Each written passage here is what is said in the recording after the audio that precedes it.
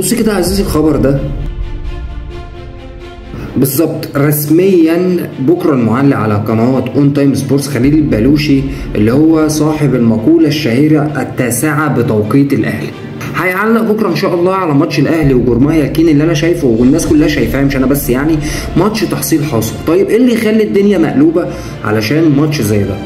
عندك قناه ابو ظبي الرياضيه هتذيع الماتش، عندك قناه ام بي سي مصر هتذيع الماتش، عندك قناه اون تايم سبورتس هتذيع الماتش، وكل المعلقين معلقين كويسين ومعلقين عالميين ومعلقين محترفين، على عكس مباراه الزمالك النهارده مع البوليس الكيني اللي كانوا بيلعبوا.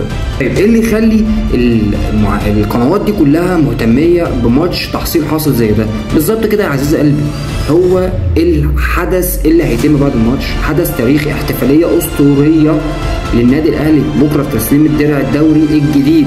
اول نسخه من دوري النايل هتكون موجوده في الاهلي، وده مش جديد على النادي الاهلي يعني، بس الحكايه كلها اللي لفت انتباهي ان اهميه الحدث ده ماتش تحصيل حاصل في عوده دور ال 32 في دوري ابطال افريقيا، الفريق على ارضه كسبان بره ارضه 3-0.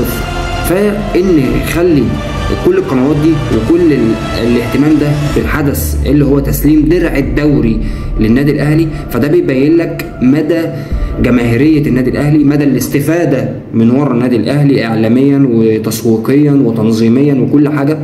لان حدث زي دوت لما ينقلوا 3 قنوات، شوف كميه الاعلانات اللي هتيجي على القنوات، شوف كميه الدعايه اللي هتيجي على القنوات، شوف كميه المشاهدات اللي هتيجي على القنوات.